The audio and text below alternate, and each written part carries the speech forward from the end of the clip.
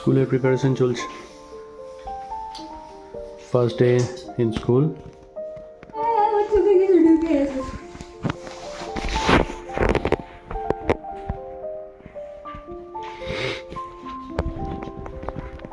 আচ্ছা, মাও রেডি, মোবাইলটা নাও, কপি রেডি। এই কপি নেটে কি বলে জানো? এটা নাও ব্যাগ। ব্যাগ রেডি, জ্যাকেট পরো, টুপি নাও, সক্স।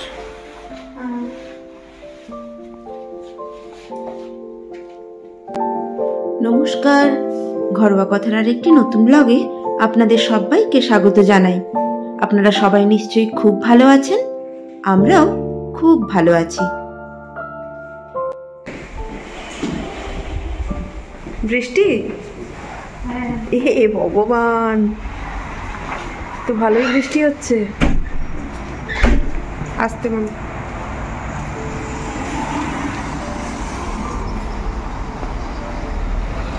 দাঁড়া।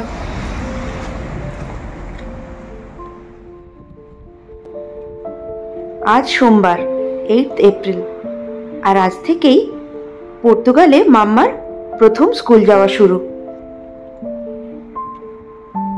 একটানা কয়েকদিন বৃষ্টির পরে শনি রবি বেশ ঝলমলে ওয়েদার ছিল। আবার আজ থেকে শুরু হয়েছে বৃষ্টি, তবে আজ থেকে বলাটা ভুল।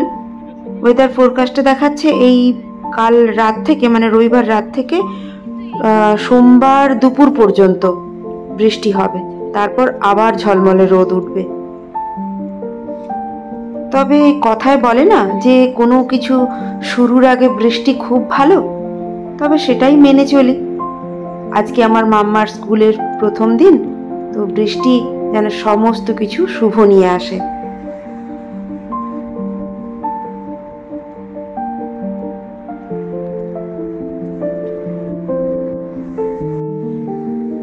আমরা বাস স্ট্যান্ডে চলে এসেছি।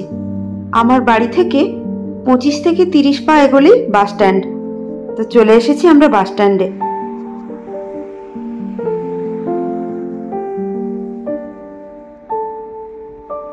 ওহো, ওই যে আমাদের বাসও চলে এসেছে। দাঁড়ান, আগে উঠে পড়ি বাসে।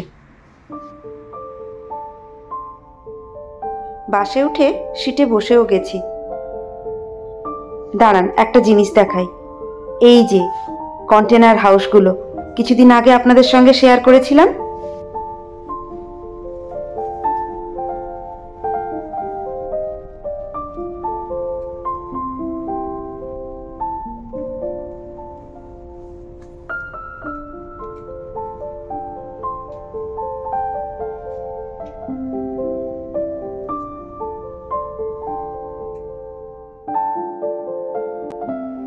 আমরা নেমে পড়েছি বাস থেকে, আর এই যে 205 নাম্বার বাস, এই বাসটাতেই আমরা ছিলাম। এবার এখান থেকে একটু হেঁটে গেলেই মাম্মাদের স্কুল।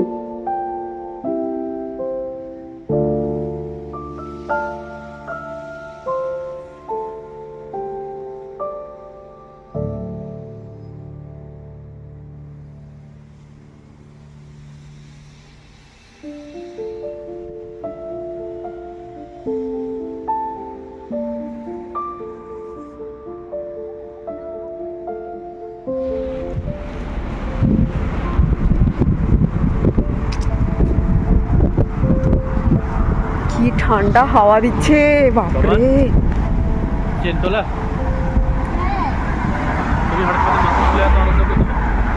ভীষণ আরাম লাগছে। বিয়ে বাড়ির গাড়ি হিসেবে এমনিই সাজানো হয়ে গেছে ফুলে।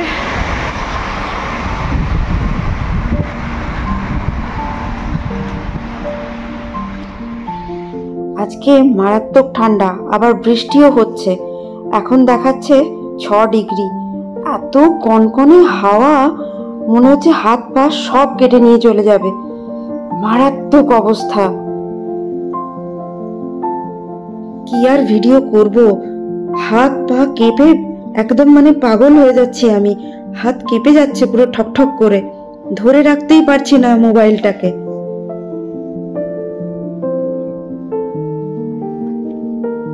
আর এই যে আমরা চলেও এসেছি স্কুলের গেটের সামনে।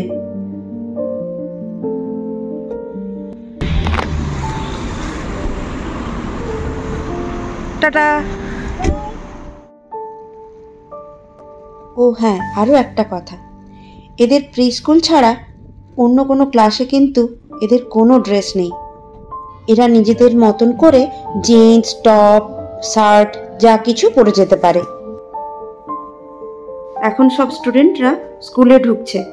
দাঁড়ান, আমি আপনাদের বরং বাইরেটা দেখাই। যদিও বৃষ্টি হচ্ছে, চতুর্দিক মেঘলা, ঠিক আছে, তবুও যতটুকু দেখাতে পারি।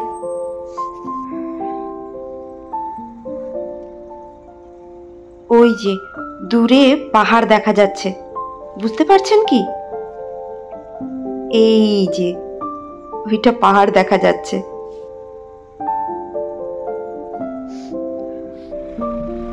মামায়ের স্কুল থেকে পাহাড় দেখা যাচ্ছে, কি সুন্দর না? আজকে শুধু মেঘলা বলে অতটা পরিষ্কার নয়, মানে যদি রোদ ওঠে পাহাড়টা খুব সুন্দরভাবে দেখা যাবে। এই দিকটা কিছুটা রয়েছে রিও টিন্টো সাইড, কিছুটা গন্ডমার, এই দিকটা হচ্ছে পুরো পাহাড়ি এলাকা। হ্যাঁ, এই দিকটা রিও টিন্টো না, আর এই দিকটা গন্ডমার, তোমার অফিসের দিকটা, নতুন অফিস।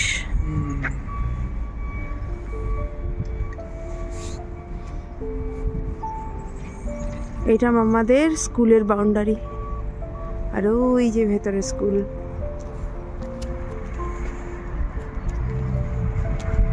কালকে বোধহয় সানি ওয়েদার থাকবে না, দেখাচ্ছে তো তাই না। আজকে বৃষ্টি হবে ওটা ছিল, ফোরকাস্ট ছিল তো।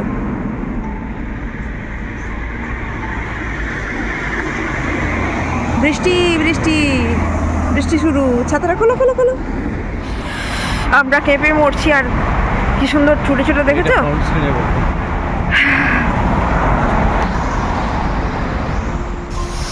কি প্রচন্ড বৃষ্টি হচ্ছে, কি ঠান্ডা, কেঁপে যাচ্ছি আমরা, কথা জড়িয়ে যাচ্ছে। আর সবাই দেখছি দৌড়চ্ছে, ওয়ার্ম আপ করছে এই বৃষ্টিতে। এ ভগবান, সিগন্যাল আছে ওই তো 305। পুরি বাবা, হ্যাঁ দাঁড়াও, সিগন্যাল পড়ে গেছে। 6 ডিগ্রি টেম্পারেচারে এরকম বৃষ্টি আর ঝনঝনে হাওয়া যে কি অনুভূতি দেয় মানুষকে। হ্যাঁ, আজকে 305 দাঁড়িয়ে আছে, ভগবান চলে গেল। যা চলে গেল, আর দাঁড়াবে না, ও আবার আসবে। আমাদের বাস এলো, চলেও যাচ্ছে। ও কি বৃষ্টি আরম্ভ হলো, 6 ডিগ্রিতে এরকম বৃষ্টি, বাবা।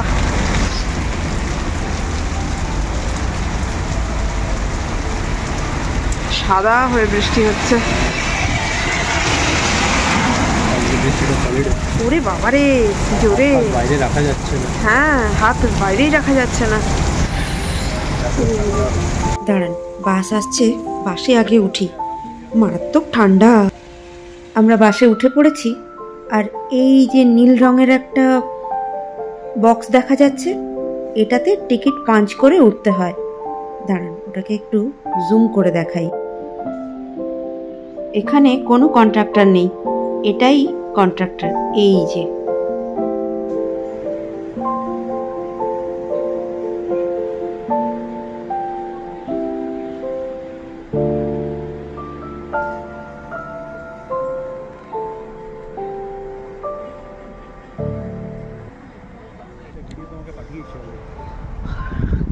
মাম্মাকে স্কুল থেকে আনতে এসেছি।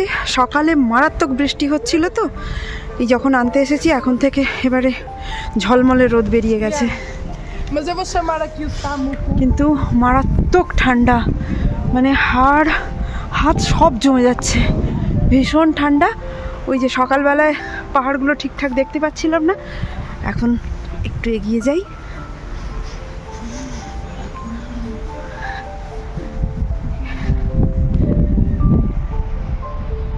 পাহাড়গুলো দেখা যাচ্ছে,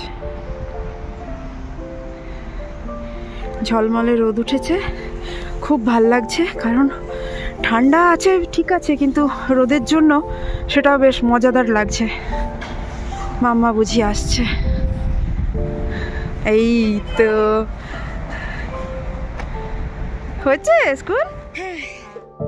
গুড মর্নিং সবাইকে। আজকে মঙ্গলবার, আর ওয়েদার ফোরকাস্টে বলা আজকে দিনটা bright and sunny. Temperature 6 degree.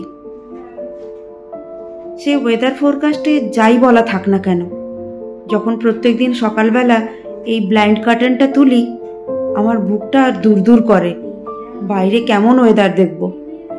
তবে না, আজ একদম ঝলমলে দিন, মুডটাও ভালো হয়ে গেল, মনটা ভীষণ ভরে গেল। মাম্মা স্কুলের জন্য রেডি হচ্ছে, আর ওকে স্কুলে পৌঁছে দিয়ে স্কুলের চারিদিকটা এই ঝলমলে আলোয় আপনাদের দেখাতে দেখাতে বরং এখানকার মানে পর্তুগালের এডুকেশন সিস্টেম নিয়ে আপনাদের সঙ্গে আলোচনা করি। পর্তুগালের এডুকেশন সিস্টেম নিয়ে যতটা সম্ভব জানার চেষ্টা করেছিলাম এখানে আসার আগে, তবে পর্তুগালে এসে এই ব্যাপারগুলো আমাদের কাছে আরও পরিষ্কার হয়ে গেছে। যেমন ধরুন, আপনার সন্তানের বয়সের উপর নির্ভর করে আপনি ডিফারেন্ট স্কুলিং সিস্টেম ফলো করতে পারেন। যেমন 3 থেকে 6 বছর বয়স পর্যন্ত চলে প্রি স্কুল, যেটা পর্তুগিজে বলে এডুকেশন প্রিস্কুলার। 6 থেকে 15 বছর পর্যন্ত চলে প্রাইমারি এডুকেশন, বা পর্তুগিজে বললে এনসিনো বেসিকো। 15 থেকে 18 বছর পর্যন্ত সেকেন্ডারি এডুকেশন, আর 18 বছরের ঊর্ধ্বে হায়ার সেকেন্ডারি। তবে ইন্টারন্যাশনাল স্কুলগুলো বেশিরভাগই কেমব্রিজ কারিকুলাম আর কিছু আদার্স ইউরোপিয়ান ল্যাঙ্গুয়েজ বেসড হয়, তবে সাবজেক্টগুলো অলমোস্ট সেম। পর্তুগালের সরকারি পাবলিক স্কুলে পড়াশোনার স্ট্যান্ডার্ড কিন্তু যথেষ্ট ভালো, আর সবার জন্য ফ্রি। তুলনামূলকভাবে প্রাইভেট স্কুলগুলো চার্জেবল, আর ইন্টারন্যাশনাল স্কুলগুলোর ফিস তো যথেষ্ট হাই। তাই পর্তুগালের লোকালরা ম্যাক্সিমামই পছন্দ করে সরকারি পাবলিক স্কুলে পড়াতে। কিন্তু ইন্টারন্যাশনাল স্টুডেন্টদের ক্ষেত্রে পর্তুগিজ কারিকুলাম ফলো করাটা ডিফিকাল্ট হয় বলে তাদের এই ইন্টারন্যাশনাল স্কুলটাই চুজ করতে হয়। তবে ইন্টারন্যাশনাল স্কুলেও কিন্তু আপনাকে ম্যান্ডেটারি সাবজেক্ট যেমন ম্যাথ, সায়েন্স, হিস্ট্রি, জিওগ্রাফি এগুলোর সঙ্গে পর্তুগিজ অ্যাজ আ ল্যাঙ্গুয়েজ পড়তে হবে। ইন্টারন্যাশনাল স্কুলের বাচ্চাদের মধ্যে কিন্তু খুব দ্রুত ফ্রেন্ডশিপ হয়ে যায়, কারণ প্রত্যেকেই তো ডিফারেন্ট কান্ট্রি থেকে আসে। তবে সেটা আমাদের শোনা কথা ছিল, কিন্তু এখন মাম্মাকে দিয়েও সেটা বুঝতে পারছি। রাইয়েরি ক্লাসে ওদের ফ্রেন্ডদের মধ্যে অনেকেই এসেছে Netherland, Nigeria, Malaysia, UK, Russia এইসব দেশ থেকে। রাই এখানেরই একটা ইন্টারন্যাশনাল স্কুলে পড়ে, ওকে আমরা অ্যাডমিশন করিয়েছি কেমব্রিজ কারিকুলামের 9th স্ট্যান্ডার্ডে। তবে কেমব্রিজ কারিকুলামের সেশন স্টার্ট হয় সেপ্টেম্বর থেকে, তাই স্কুল থেকে ওকে একটা নন নেটিভ স্পিকিং কোর্সে জয়েন করিয়েছে। এই কোর্সটায় ওকে পর্তুগিজ শেখানো হবে, আর তার সাথে ক্লাস 8-এর অল সাবজেক্টের একটা ওভারভিউ দেওয়া হবে। কামিং সেপ্টেম্বর থেকে ওর ক্লাস 9-এর কেমব্রিজ কারিকুলামের সিলেবাস শুরু হবে। এখানে ইন্টারন্যাশনাল স্কুলগুলোর অ্যানুয়াল ফি শুরু হয় 5,000 ইউরো থেকে। তারপর তো যত ক্লাস বাড়তে থাকবে, আর সেইভাবে লাফিয়ে লাফিয়ে তার ফিসগুলোও বাড়তে থাকবে। এই ফিজের মধ্যে ক্লাস 9-এর ফিজটা আমাদের জানা আছে, যেহেতু মামাইকে ভর্তি করা হয়েছে তাই আমরা ওটা জানি। সারা বছরের সব কিছু মিলিয়ে আমাদের পে করতে হবে 13,400 ইউরো, ওই যেটা ইন্ডিয়ান ভ্যালুতে প্রায় 12,06,000-এর মতো। এখানে স্কুলে অ্যাডমিশন অ্যাপ্লাই করার জন্য একটা নেসেসারি রিকোয়ারমেন্ট হচ্ছে আপনার বাড়ি থেকে স্কুলের দূরত্ব কতটা। তবে সেটা অবশ্য ইন্টারন্যাশনাল স্কুলের জন্য প্রযোজ্য নয়। এখানে জুন মাস পর্যন্ত স্কুল খোলা থাকে, তারপর পুরো জুলাই মাস ধরে চলে সামার ক্যাম্পের বিভিন্ন রকম অ্যাক্টিভিটি। তবে সেটা অবশ্যই আলাদা করে পে করতে হয়। এখানে এদের হায়ার সেকেন্ডারি অনেকটাই প্রফেশনাল স্ট্রিম স্পেসিফিক। যেমন ধরুন vocational course, science and humanities, IT, design এবং হসপিটালিটি। এর ফলে স্টুডেন্টদের প্রফেশনাল কেরিয়ারে কিন্তু অ্যাক্সেস পেতে বেশ সুবিধেই হয়। এটা তো গেল ইন্টারন্যাশনাল স্কুলের কথা। তবে আগেও বলেছি, আবারও বলছি, এখানকার সরকারি পাবলিক স্কুলগুলো কিন্তু যথেষ্ট স্ট্যান্ডার্ড। আমাদের ইচ্ছেও ছিল আমরা মেয়েকে পাবলিক স্কুলে ভর্তি করব, কিন্তু পর্তুগিজ কারিকুলাম বলে আর পারলাম না। পর্তুগিজ স্কুলিংয়ের ব্যাপারে আপনারা অনেকেই আমার কাছে জানতে চেয়েছিলেন, তাই এই ব্লগটা বানালাম। আপনাদের যদি এই সম্পর্কে আরও কিছু জানার ইচ্ছে থাকে তবে আমাকে কমেন্ট করে জানাতে পারেন। আমি যথাসাধ্য চেষ্টা করব সেই প্রশ্নের উত্তর দেওয়ার। তবে চলুন, আমি আমার ব্লগটা এখানেই শেষ করছি। আপনারা সবাই খুব ভালো থাকুন, সুস্থ থাকুন। নমস্কার।